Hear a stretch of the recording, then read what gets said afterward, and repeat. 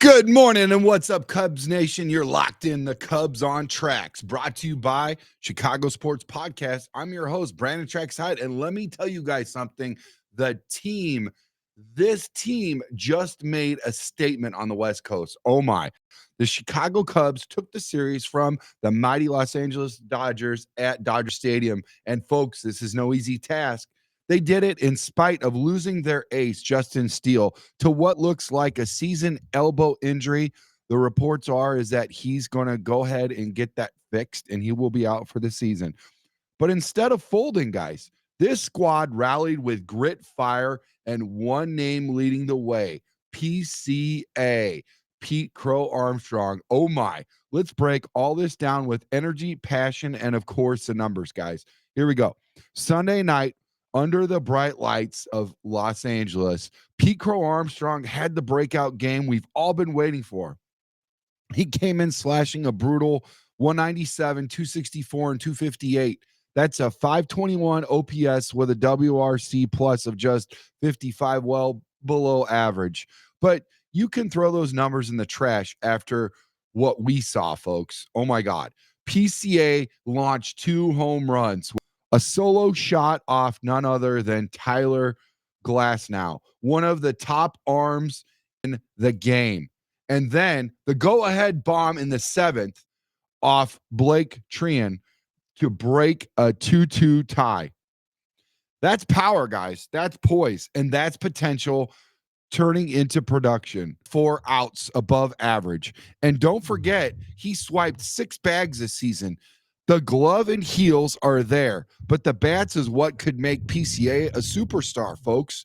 He bumped his slash to 229, 289, and 400 with a 689 OPS and a near league average 98 WRC plus.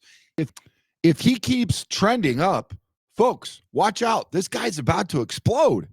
Now let's talk pitching. With Steele out, the Cubs had to scramble. Enter Colin Rea.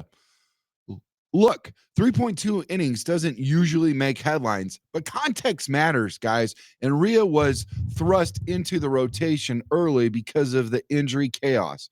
He wasn't even supposed to be a regular starter yet, folks. And what does he do? 3.2 innings, 5 strikeouts, just 1 walk, 4 hits, and only 1 earned run on 68 pitches, nearly 70 pitches, folks.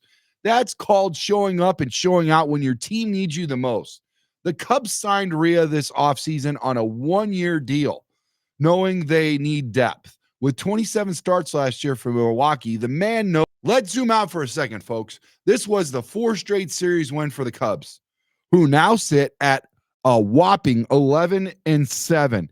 And more importantly, they're now 2-4 in series finales, breaking a troubling trend. This LA trip could have been a disaster, folks. Justin Steele injury, check. Seiya Suzuki wrist issues, check. Facing the World Series champs, check. Oh my gosh. Playing on the West Coast in Los Angeles, check, check, check. But this team fought. They bounced back after a series opening loss on Friday and dominated Saturday. Then, despite all the distractions, folks, they grinded out with a clutch 4-2 win. Fly the dub on Sunday, folks. And let's not forget what came before. After dropping 2 in Tokyo to the Dodgers, the Cubs come home and won the domestic opener in Arizona. Then they swept the A's in Sacramento, even after blowing a 4-run lead late against the D-backs, man. Tell you what, these Cubs are just different. This team has resiliency. This team has fire. And most importantly, this team is stacking up wins, folks. Yes, there are still big questions. What's the timeline for Suzuki? Can Rea hold up with the rotation without Steele? Will PCA's bat stay hot? A lot of questions. All this and more on Cubs on Tracks. Stay tuned to everything this year on Cubs on Tracks. We are going to break it down for you.